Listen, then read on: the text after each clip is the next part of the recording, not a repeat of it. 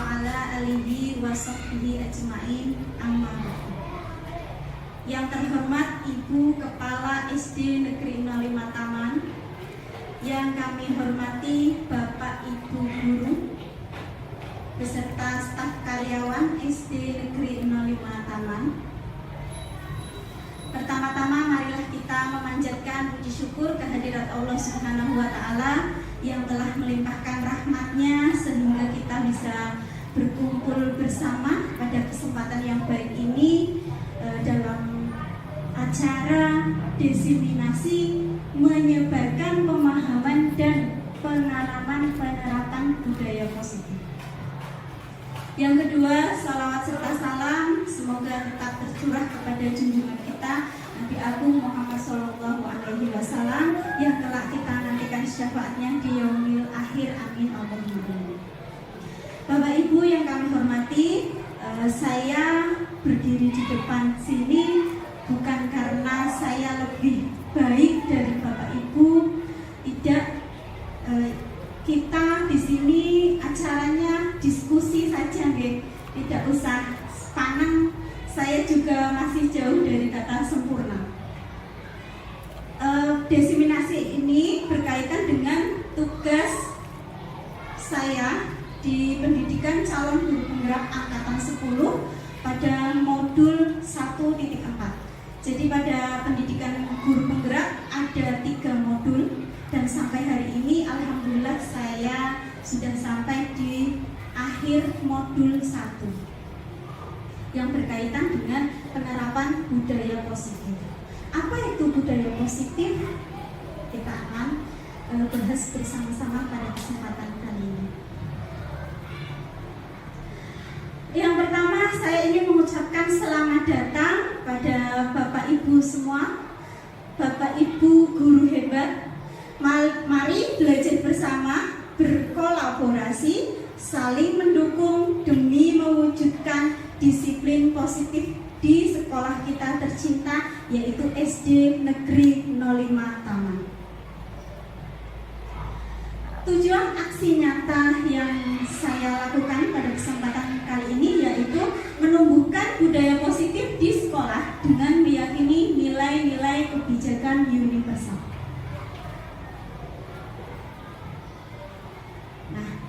Nanti ada 7 pembahasan yang akan kita bahas berkaitan dengan konsep utama modul budaya positif. Yang pertama yaitu perubahan paradigma belajar, yang kedua disiplin positif, kemudian yang ketiga kebutuhan dasar manusia, yang keempat motivasi perilaku manusia, yang kelima posisi kontrol restitusi, yang keenam keyakinan kelas, yang ketujuh yaitu segitiga restitusi. Yang pertama kita bahas satu persatu, yaitu pembelajaran dengan paradigma baru. Apa itu pembelajaran dengan paradigma baru? Mungkin ada beberapa yang sudah pernah mendengarnya ya.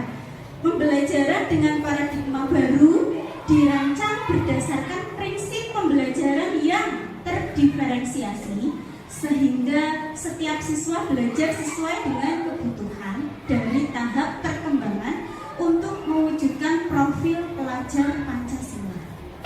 Jadi mungkin pada era sebelum ini mungkin pembelajaran yang dilakukan tidak bervariasi, hanya melulu seperti itu. Khususnya biasanya teacher center. Nah, pada paradigma baru ini perlu dirubah, yaitu dengan menggunakan pembelajaran yang terdiferensiasi. Apa itu pembelajaran yang terdiferensiasi? Yaitu pembelajaran yang mengelompokkan siswa sesuai dengan gaya belajarnya. Misalnya ada anak yang gaya belajarnya lebih ke audience, audio, tapi kok Pak Guru atau Bu Guru mengajari siswa ini dengan tidak menggunakan audio, kira-kira hasilnya akan maksimal atau tidak? Tidak. Nah, itu di sini di pembelajaran dengan paradigma baru kita perlu memperbaharui pengetahuan kita. Hal itu bertujuan untuk mewujudkan profil pelajar Pancasila. Kita tahu profil pelajar Pancasila sudah sangat digaung-gaungkan ya oleh pemerintah kita, yang terdiri dari 6 dimensi. Ada yang hafal dimensi profil pelajar Pancasila? Apa saja? Ada 6 ya? Apa Bu In? Yang pertama?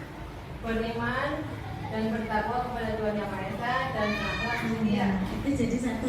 Dulu saya pas pertama kali mendengarkan itu kira dipisah, beriman, bertakwa, berakhlak mulia sendiri. Ternyata itu digabung, beriman, bertakwa kepada Tuhan Yang Maha Esa dan berakhlak mulia. Itu profil pelajar Pancasila dimensi yang ke-1. Kemudian yang kedua ada apa?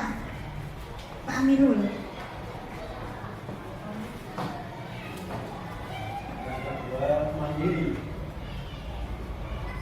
Berkebinekaan. Iya, berkebinekaan global dulu ya. Kemudian yang ketiga ada bergotong royong. Yang keempat ada kreatif. Yang kelima ada bernalar kritis. Kemudian yang keenam ada mandiri ya.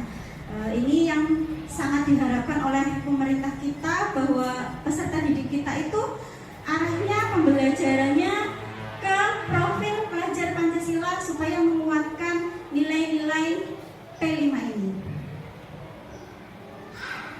Selanjutnya ada miskonsepsi tentang teori kontrol. Selama ini kita mungkin, termasuk saya dulu sebelum ikut CGP, saya dulu berpikiran salah. Ternyata setelah saya mengikuti CGP, oh sebenarnya salah. Nah, yang pertama ini ada ilusi guru mengontrol murid ya. Mungkin ada bapak ibu yang berpikiran saya bisa mengontrol murid di sekolah, tapi nyatanya tidak. Hanya diri kita sendiri atau diri murid sendiri yang bisa mengontrol dirinya sendiri. Contohnya ketika siswa melakukan kesalahan, diberi teguran sama bapak ibu guru, mungkin siswa itu akan tidak melakukannya lagi. Tapi belum tentu ketika tidak dilihat bapak ibu guru, siswa itu tidak melakukan hal tersebut. Gimana Bapak? Nah, itu yang namanya ilusi apa bahasanya? Fata morgana. Ya, selanjutnya yang kedua itu juga ada ilusi bahwa semua penguatan positif, efektif dan bermanfaat. Nah, ini saya dulu ketika saya masih ingat sekali ketika saya pertama ngajar kelas 1, saya pernah membuat papan bintang kelas. Jadi nanti ketika ada anak yang melakukan perbuatan yang bagus atau nilainya bagus, saya kasih bintang gitu, ditempel nama ini, misalnya si Agus, dan ini dapat bintang 1, tempel di situ. Ternyata itu kurang maksimal, karena itu nanti motivasi siswanya bukan kepada nilai-nilai mereka sendiri, tapi karena ingin mendapatkan bintang itu. Nah, itu saya yang ternyata ada yang perlu kita perbaiki di sini. Yang selanjutnya ada ilusi bahwa kritik dan kritik membuat rasa bersalah mampu menguatkan karakter.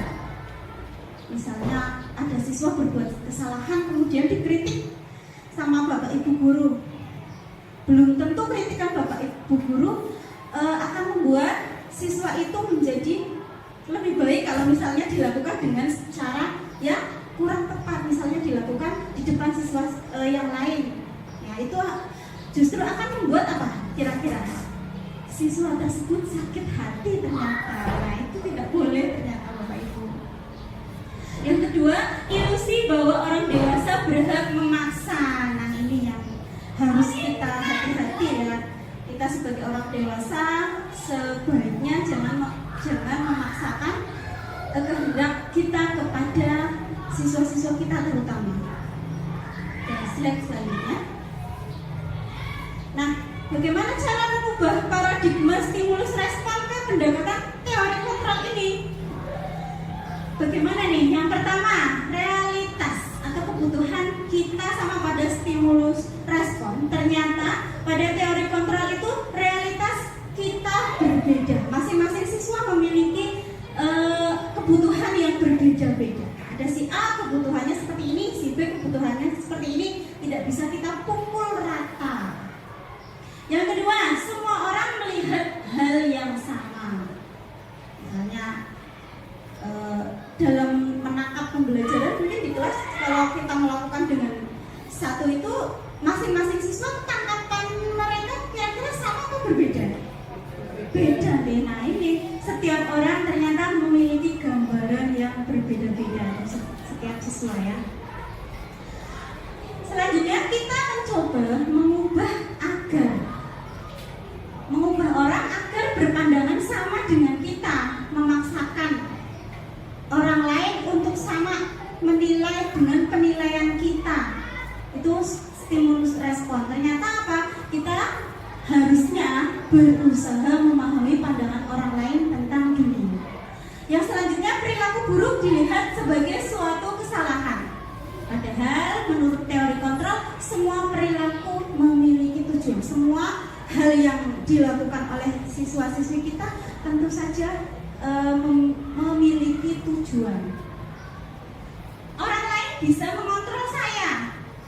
Nah, hanya saya yang bisa mengontrol diri saya, itu pada teori kontrol. Kira-kira betul apa enggak ini? Orang lain bisa mengontrol diri kita? Bisa ya, hanya kita sendiri yang bisa mengontrol diri kita. Yang selanjutnya, saya bisa mengontrol orang lain. Pada teori kontrol, saya tidak bisa mengontrol orang lain.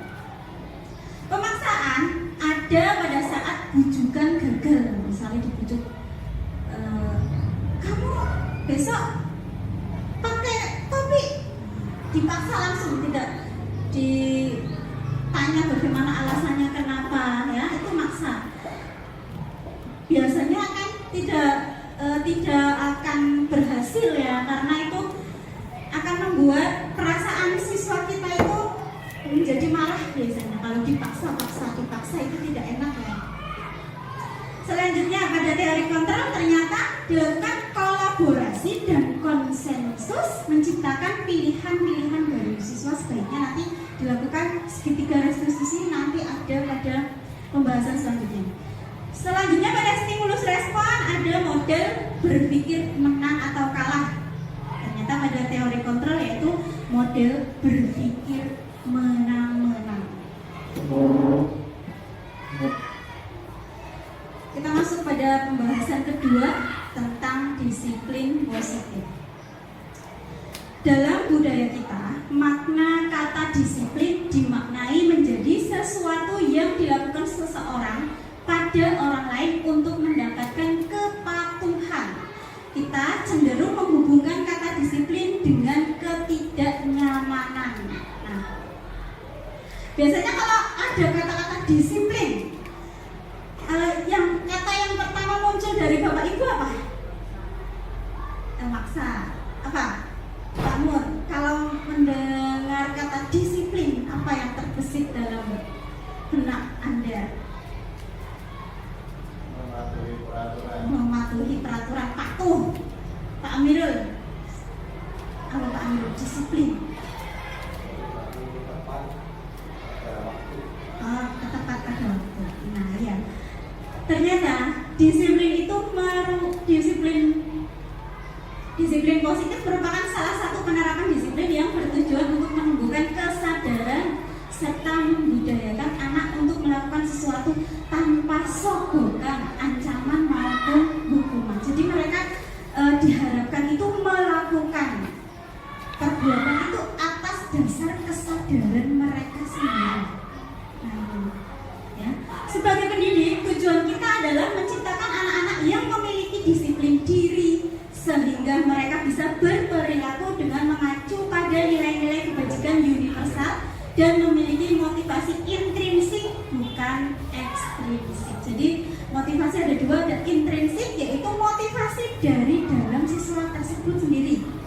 kedua ada motivasi ekstrinsik, itu yang dari luar. Nah ini yang kita hindari. Sebaiknya ketika kita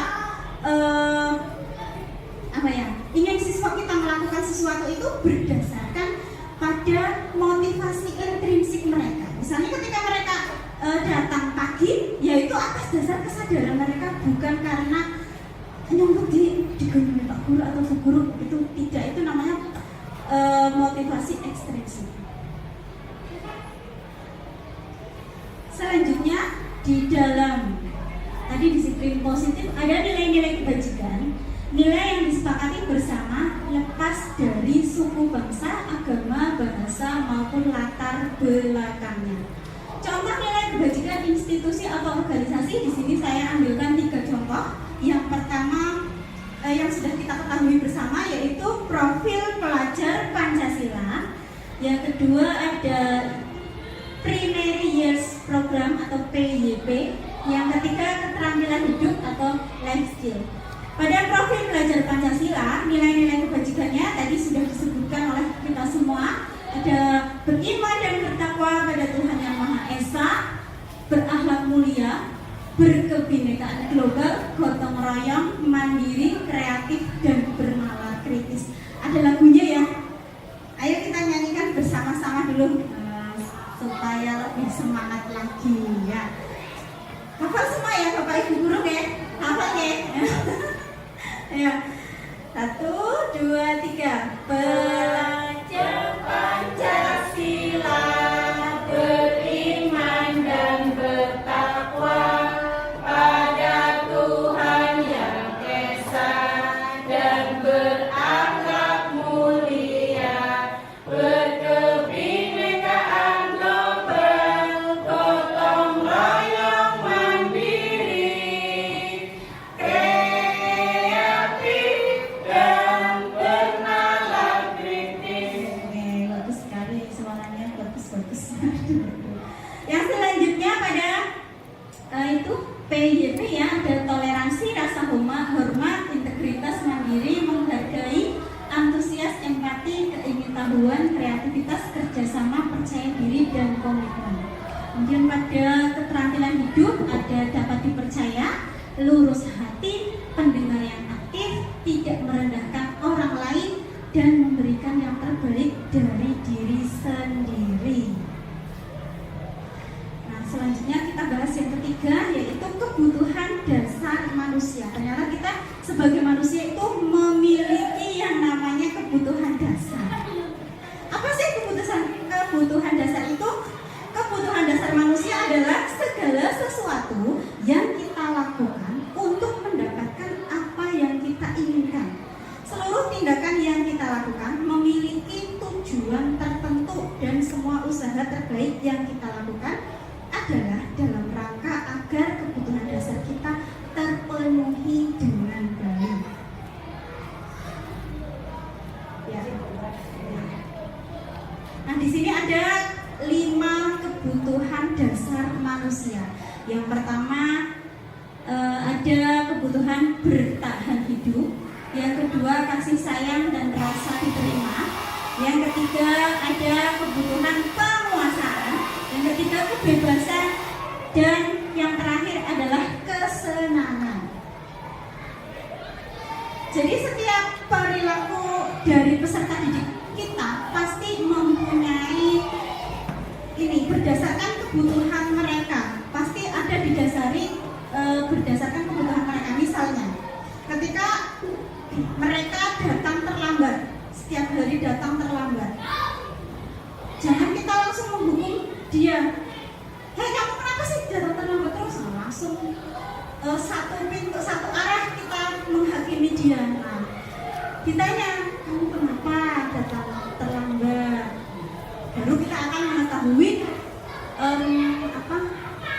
alasannya, mengapa sih dia barangkali di rumah ibunya repot suruh menunggu adiknya dulu, atau mungkin ada kepentingan lain yang ternyata kalau kita telusuri ternyata ada benarnya juga itu seperti itu, maksudnya seperti itu. Langsung yang keempat ada motivasi perilaku manusia. Motivasi merupakan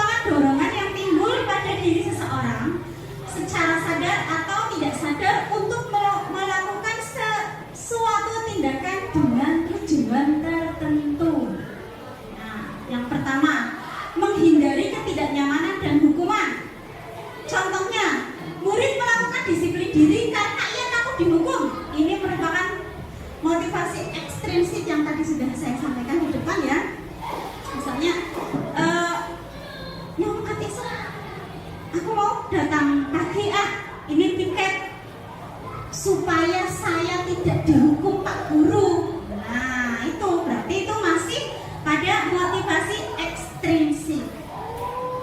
Ya, belum tentu kita murid itu disiplin di depan kita.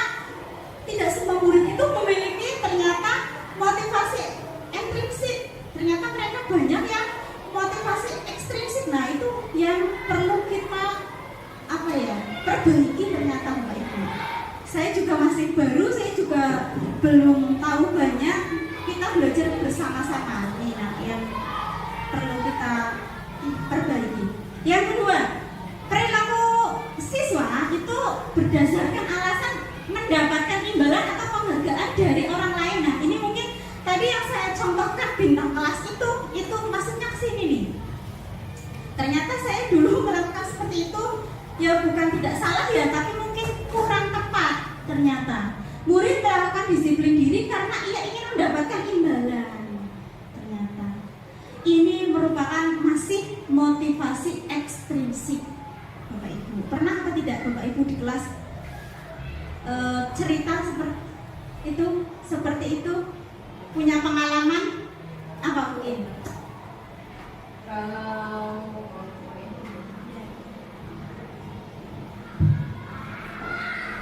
untuk yang motivasi eksplisit pernah saya lakukan, salah satunya itu misal anaknya itu mendapatkan nilai ulangan balik, saya memberikannya berupa permen, dalam bentuk permen ataupun ujian, tapi kebanyakan dalam bentuk barang berupa permen atau mungkin jajanan ringan yang di sekolah-sekolah.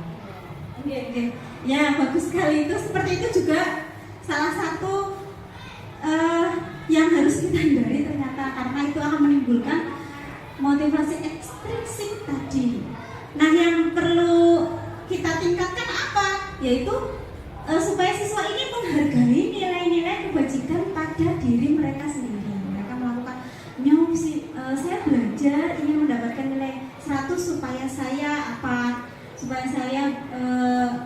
menjadi orang yang pandai, berguna, atau bagaimana. Itu motivasi dari diri sendiri yang perlu kita tingkatkan. Murid melakukan disiplin diri karena sadar akan nilai kebajikan dirinya, ya. Jadi bersumber dari dirinya sendiri, bukan dari orang lain atau lingkungan. Gitu. Konsep disiplin dan identitas gagal. Nah, ini. Yang pertama, hukuman. Apabila siswa diberi hukuman, itu siswa akan merasa sakit, ya, tidak nyaman. Murid menjadi takut, memaksa, murid menyembunyikan kesalahan, murid menjadi rendah diri. Yang selanjutnya tadi penghargaan tidak efektif karena tidak dari dalam diri sendiri, ya. Suatu saat kalau misalnya permennya habis, tadi misalnya Bu Guru tidak punya permen, nah itu siswa akhirnya malah orang usah garap misalnya, itu kan nanti akan timbul ketidakbaikan lagi, ya. Yang selanjutnya merusak hubungan, sifat iri. Nanti teman-temannya, itu dikasih permen saya tidak, karena saya mendapatkan nilai 50, ya. Mungkin mereka akan berpikir, Bu ini tidak sayang kepada saya karena saya nilainya 50, itu yang dikasih permen yang nilainya 100. Nah, itu akan menimbulkan iri di hati peserta didik yang lain. Yang selanjutnya yaitu mematikan kreativitas. Misalnya si anak yang tadi nilainya 50 ternyata punya bakat yang terpendam yang tidak kita tahu, gara-gara tadi Bu In memberikan penghargaan pada siswa yang itu terus akhirnya saya nggak mau lah, itu kan nanti akan menjadi tidak baik lagi, ya Bu.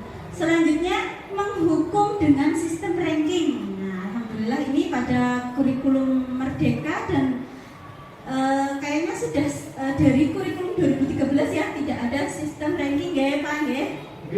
Bu. Selanjutnya merampas hak menghargai dirinya, ya, karena itu berlomba-lomba karena ingin dipuji saja. Nah, itu kan tidak menghargai dirinya sendiri. Selanjutnya konsep disiplin dan identitas yang sukses. Nah, ini yang perlu kita kembangkan. Yang pertama ada konsekuensi, penguatan jangka pendek, perlu monitoring berkelanjutan, stimulus respon, murid menghormati peraturan, kehilangan waktu untuk merenungi kesalahan. Nah, yang sering ditekankan pada pendidikan guru penggerak, dan ini saya juga masih belajar, itu yaitu tentang restitusi.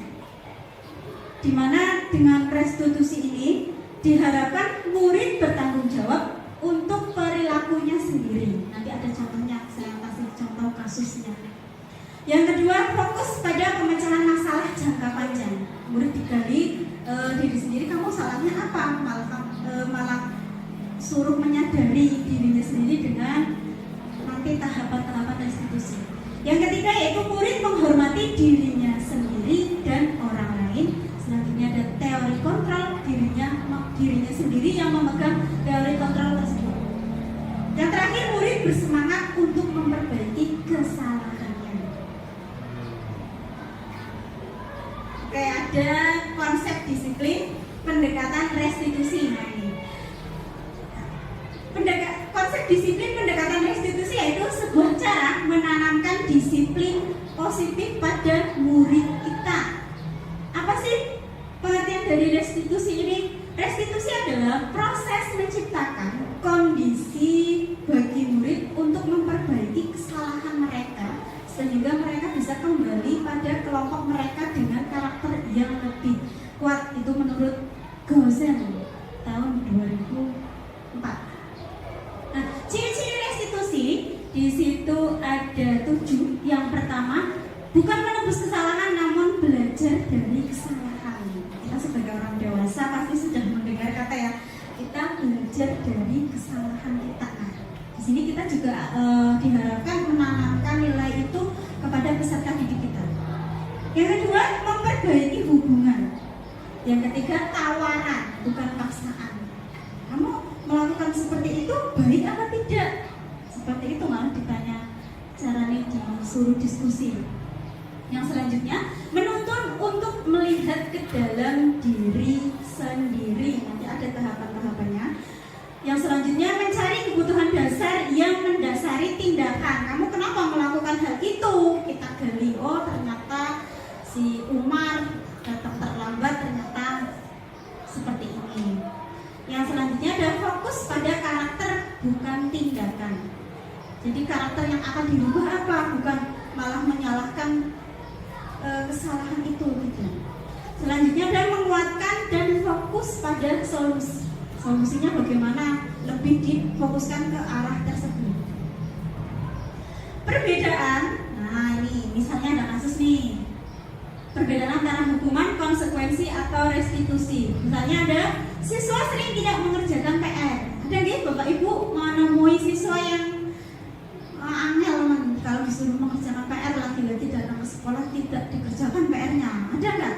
Ada. Nah, ini. Nah, sebagai seorang guru kita gimana nih? Yang pertama, kalau hukuman kepada siswa, ciri-cirinya 1, guru menghukum siswa tersebut hormat bendera selama 10 menit. Kita pernah mendengar ya, karena dulu saya juga sering di TV juga itu kan ada ya film, karena tidak mengerjakan PR hormat sama bendera. Nah, tiang bendera, di bawah tiang bendera 10 menit. Nah, itu termasuk hukuman. Atau suruh lari-lari keliling lapangan. Nah, itu namanya hukuman. Kemudian yang selanjutnya ada guru marah dan murid menjadi takut. Kamu dimarahin di depan teman-teman yang lain, kira-kira murid itu akan menjadi bagaimana? Akan lebih baik apa malah takut? Takut. Nah, yang selanjutnya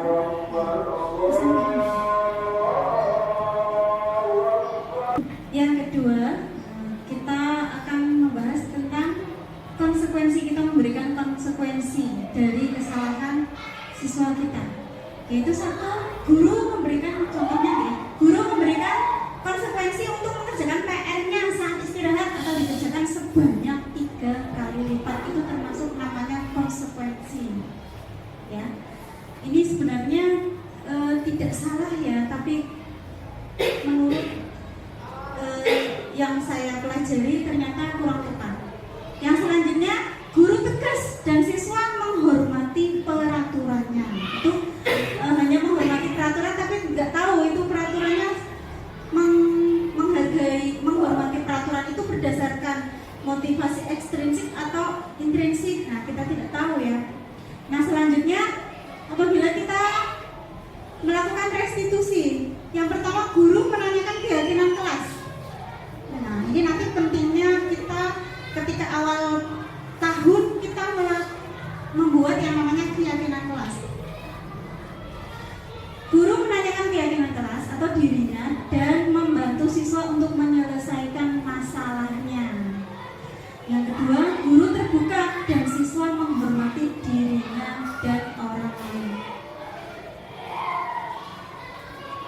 Nah, selanjutnya di sini ada 5 posisi kontrol restitusi. Yang pertama sebagai penghukum, yang kedua pembuat rasa bersalah, yang ketiga sebagai teman, yang keempat sebagai pemantau, yang kelima sebagai manajer. Nanti yang diharapkan kita berada pada posisi kontrol sebagai manajer. Contoh penerapan 5 posisi kontrol. Pertama ada kasus siswa tidak memakai atribut lengkap saat upacara gembira. Ketika kita bertindak sebagai penghukum, itu kita akan mengatakan patuhi aturan sekolah, lalu berdiri di depan barisan. Itu kita sebagai penghukum. Yang kedua sebagai pembuat rasa bersalah, kita mengatakan kepada murid, berapa kali bu guru harus memberitahu kamu, bu guru kecewa sama kamu. Itu kira-kira kalau bu gurunya bilang seperti itu, siswa merasa bersalah apa enggak? Iya ya. Nah itu namanya kita berada pada posisi kontrol pembuat rasa bersalah. Ini juga bisa terlihat pada kasus-kasus yang lain, tidak hanya tidak memakai atribut lengkap ini. Yang ketiga posisi kontrol sebagai teman. Nah ini ciri-cirinya biasanya berbicaranya seperti teman, ada bercandanya atau gimana. Ayolah yang penting buat bu guru bangga, sekali ini tidak apa-apa, kamu salah, nah lain kali jangan diulangi ya. Kita bertindak sebagai teman. Yang selanjutnya yang keempat, kita sebagai pemantau nih. Nah, apa yang kita lakukan kalau kita berada pada posisi pemantau? Kamu sudah melanggar apa peraturan dan konsekuensinya? Ditanyakan. Ini sudah bagus sih, cuman lebih bagus lagi kalau kita bertindak sebagai posisi manajer. Kita akan menanyakan kepada murid kita, apakah kamu tahu kesalahan kamu? Murid kita diajak diskusi, kamu tahu nggak kesalahan kamu apa? Kira-kira kamu akan memperbaikinya bagaimana? Kamu memperbaiki masalah ini dengan cara yang bagaimana? Itu digali dari diri sendiri. Nah, sekarang kita akan belajar bersama membedakan posisi kontrol nih Bapak Ibu. Yang pertama, jika ada seperti ini, misalnya ada kasus, terus gurunya mengatakan, saya kecewa sekali dengan kamu. Kira-kira ini pada posisi kontrol apa? Saya kecewa sekali nih sama kamu. Kenapa sih kamu melakukan hal itu?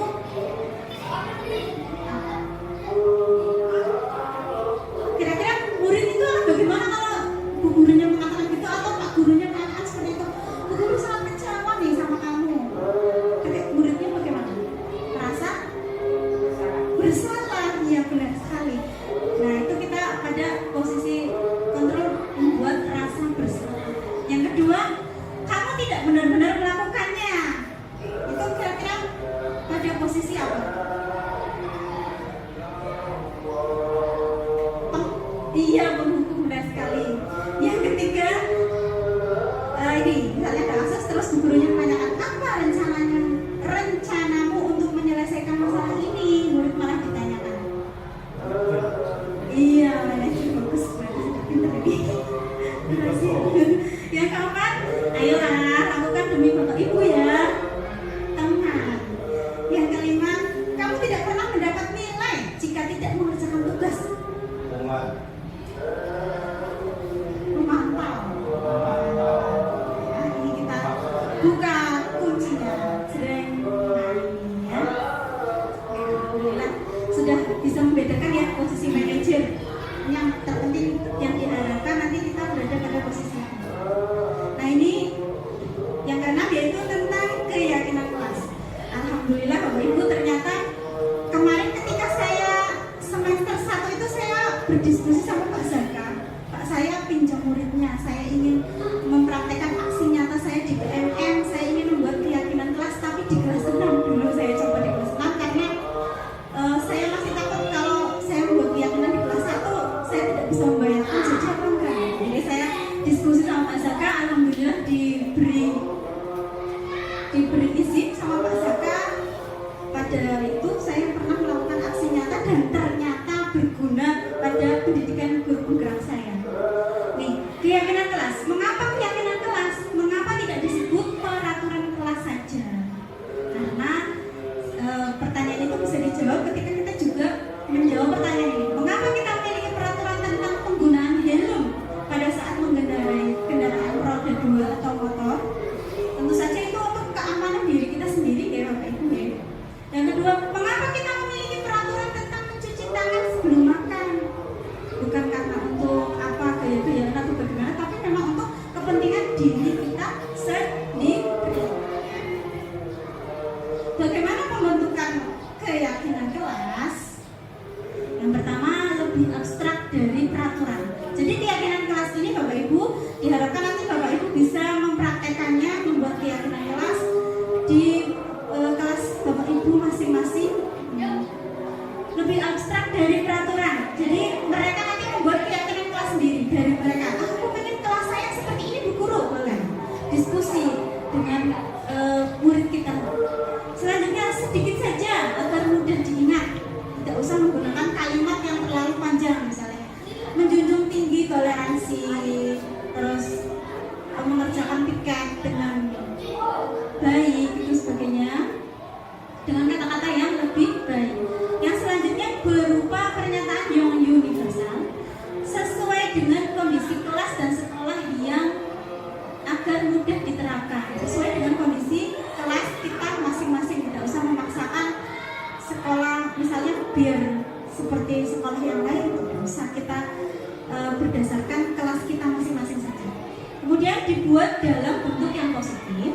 Semua warga kelas atau sekolah dilibatkan saat membuat. Kalau peraturan biasanya yang tidak ya, hanya sekolah yang membuat, nanti siswa suruh mematuhi. Nah itu bedanya dengan keyakinan kelas.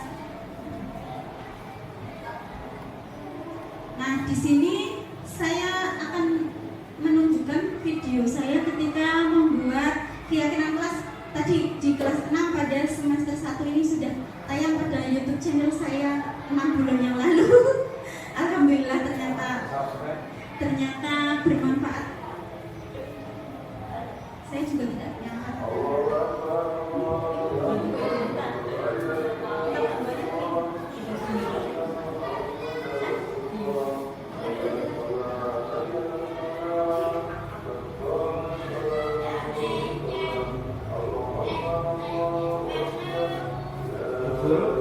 Kondisi ke belakang ya.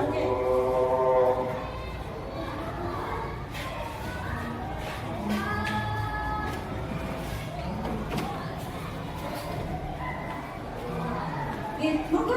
Assalamualaikum warahmatullahi wabarakatuh.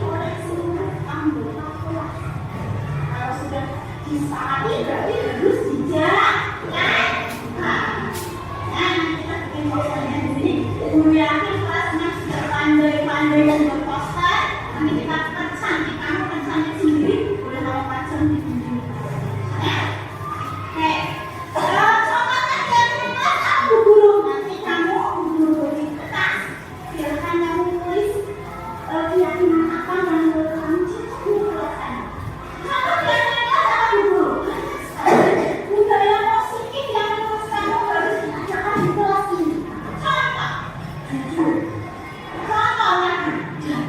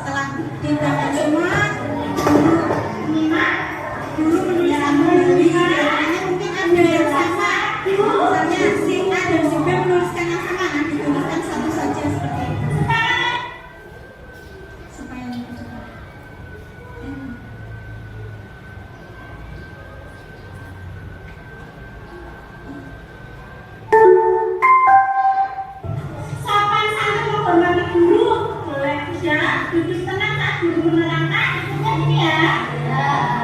Bersikap jujur. Singkat. Jujur. Senang-senang ikat kelas harus pagi. Ya udah. Yang kira-kira sama disebut saja dulu, satu saja begitu ya. Masih saja Sesuai jadwal sepakat. Tidak boleh mengejek orang tua sudah memilih, menghormati guru sudah ya, mendengarkan guru singkat keterangan sudah, tidak boleh sekolah. Bagus sekali.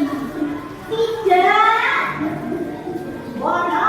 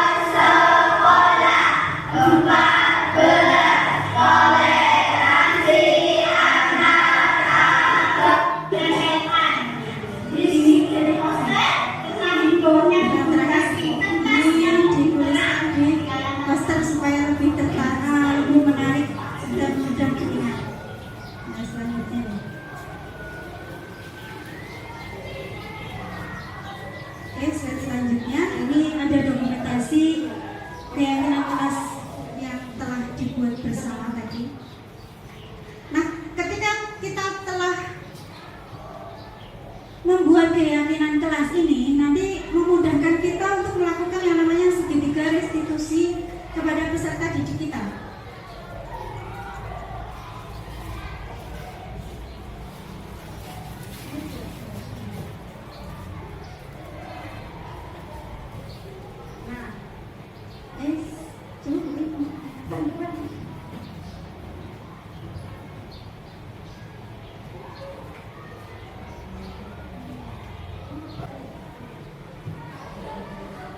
Wah, pandai dia.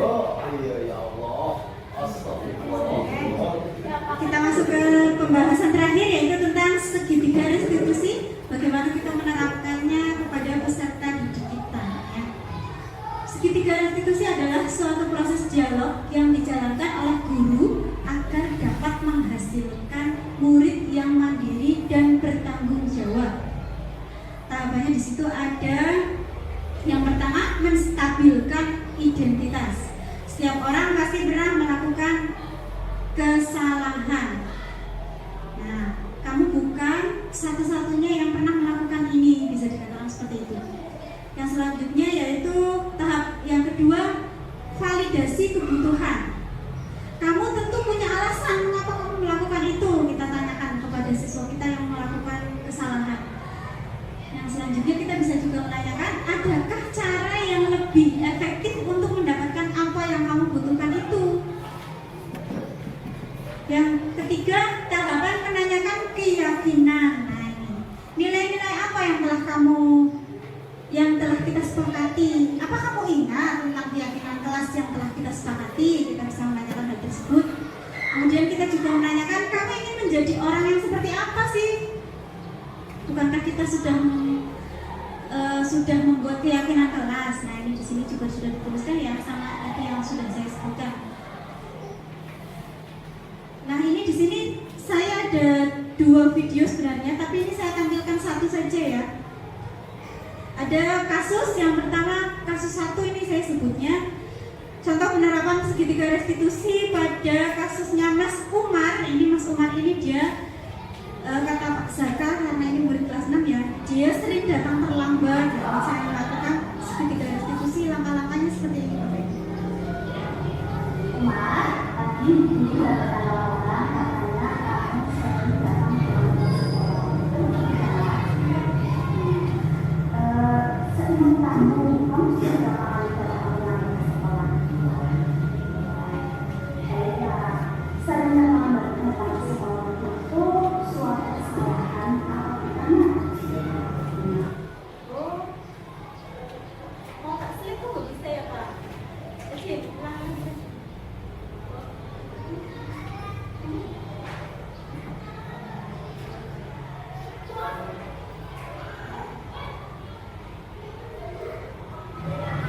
Umar, tadi kamu sudah berapa? Seingat kamu sudah berapa kali datang ke sekolah? Tanyakan kamu sudah berapa kali sih datang ke Sering sekolah? lambat datang ke sekolah itu suatu kesalahan atau bukannya? Dan Umar, untuk kesalahan itu hal yang wajar. Setiap manusia juga pernah melakukan kesalahan, juga pernah melakukan kesalahan. Yang terpenting dari kita melakukan kesalahan adalah kita bisa mengambil yang dari kesalahan kita, menunjukkan kita sendiri tidak melakukan kesalahan itu lagi. Setuju atau tidak? Nah, lihat, mari kita cari solusinya bersama-sama ya. Umar sering datang terlambat itu pasti Umar punya alasan. Di tahapan yang kedua, Alasan apa yang membuat Validasi kamu tindakan yang sering salah. datang di sekolah? Tanyakan kenapa kamu sering datang terlambat? Ternyata jawabannya dia sering main HP sampai larut malam. Kira-kira kelas yang sudah kita buat? Kalau datang terlambat itu Nah, ini tahapan yang ketiga, menanyakan keyakinan. kelas yang telah kita sepakati. Nah, menurut kamu keyakinan kelas apa yang telah Umar pelajari? Nah, menurut kamu di sini itu penting apa tidak sih?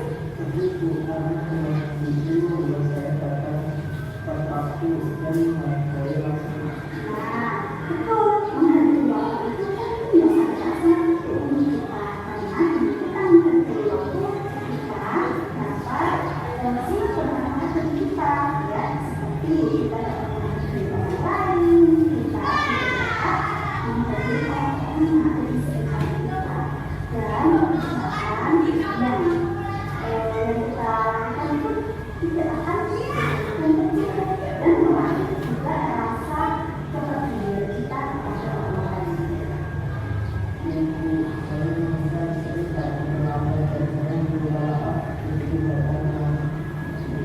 Ya, sikap yang sangat baik sudah kamu tunjukkan dengan kamu meminta maaf dan kamu menyesali perbuatan kamu. Nah, setelah ini apa yang akan kamu lakukan agar kamu tidak terulang?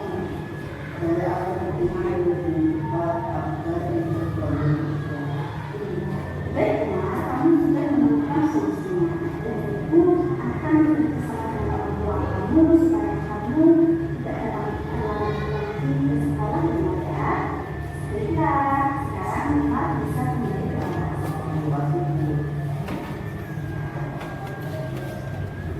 Nah, demikian Bapak Ibu kasus yang saya terapkan dengan segitiga restitusi. Jadi siswa digiring untuk menyadari kesalahan dirinya sendiri, kemudian kita membimbingnya untuk mencari solusi dari kesalahan mereka tersebut. Gitu. Sampai sini jelas teman-teman? Ya. Apa ada yang mau bertanya? Monggo. Oh iya.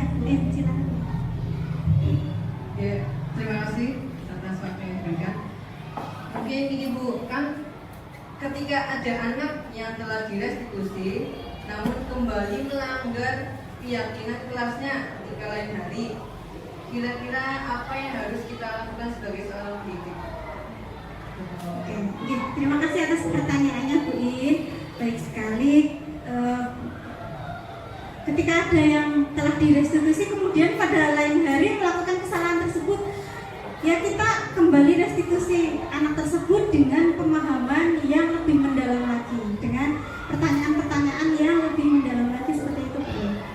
Ya, diharapkan dengan restitusi yang kedua mereka sudah benar-benar sadar atas kesalahannya, kemudian tidak mengulanginya lagi. Ada lagi? Bagaimana Bu In, jelas apa enggak? Oke, terima kasih. Selanjutnya sebenarnya ada kasus yang kedua ini kasusnya Mbak Putri. Tapi skip saja ya karena sudah melampaui. Yang selanjutnya ada penutup. Penutupnya saya kasih kata-kata dalam penerapan program disiplin positif hendaknya guru memiliki standar kepribadian profesional dan sosial yang baik, di mana guru mampu merefleksi dirinya dalam posisi kontrol saat ini. Bagaimana perjalanan dirinya sebagai awam atau manajer yang menuntut murid-muridnya menjadi insan yang mandiri, merdeka, dan bertanggung jawab. Itu standar nasional pendidikan. Demikian Bapak Ibu, alhamdulillah diskusi kali ini atau diseminasi kali ini sudah sampai di penghujung acara. Saya atas nama pribadi mengucapkan mohon maaf yang sebesar-besarnya apabila dalam penyampaian diseminasi ini saya masih banyak kekurangannya, masih ada beberapa kata-kata yang kurang berkenan di hati Bapak Ibu. Saya mohon maaf yang sebesar-besarnya. Akhirul kalam, terima kasih. Calon guru penggerak angkatan 10 tergerak, bergerak, menggerakkan. Wassalamualaikum warahmatullahi wabarakatuh. Assalamualaikum warahmatullahi